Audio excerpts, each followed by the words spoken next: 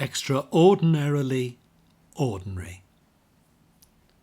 Part of the problem with the way we celebrate Christmas in church is the way we collapse all the events into one another, so that it appears that all the significant events associated with Jesus' birth happened at the same time, or at least within a few hours of one another.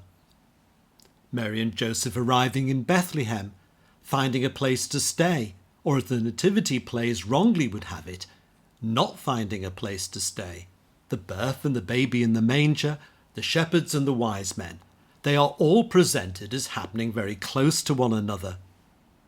As, however, our reading reminds us, we are talking weeks and months, not hours and days, for all the events to have taken place.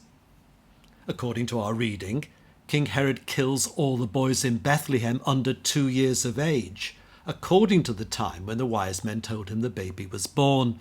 They visit Jesus in the house where he was staying.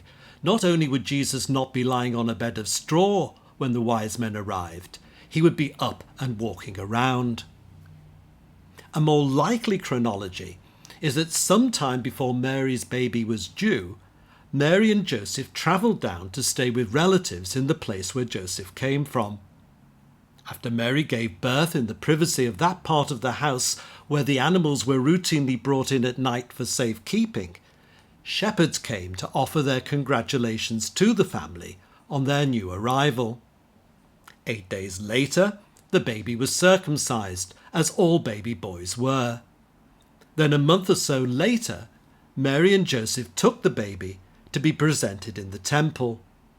At some point, over a year later, the wise men came and sought out where the family was living.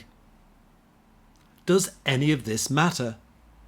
Yes, because our usual way of presenting the story of Jesus' birth, apart from being wrong factually, romanticizes it and shuts it off from reality in a magical fairy tale world of its own. But again, as our reading reminds us, there was nothing shut off from reality about our Lord's early years. Sometimes, in an effort to make Jesus' birth seem more interesting, preachers will present the circumstances of Jesus' birth as that of a poor homeless family forced to take refuge in a stable because no one would give them a room anywhere else. But this emphasis on Jesus' poverty belongs less to history and more to our imagination. Bethlehem was Joseph's hometown. Of course he would have had somewhere for him and his young pregnant wife to stay, and of course there would have been older women to help with the birth. Jesus' birth, in other words, was unexceptional, with nothing to distinguish it as such from the birth of the other boys who were born at the same time, but who were later to lose their lives because of it. The shepherds turning up on the night may at first seem to have been a bit unusual, but given how intrinsic animals were to daily life and how important sheep were to Bethlehem, having a few shepherds around is hardly all that surprising. Jesus' birth was entirely normal, and that's the point. Jesus was truly one of us. To the outside world, Jesus' arrival in the world was nothing special. It was ordinary even. His family were not rich, nor were they poor. He was not born in a palace, but he was not homeless either. He was one of us. And as one of us, he was not immune to the events of our world and the harshness of it.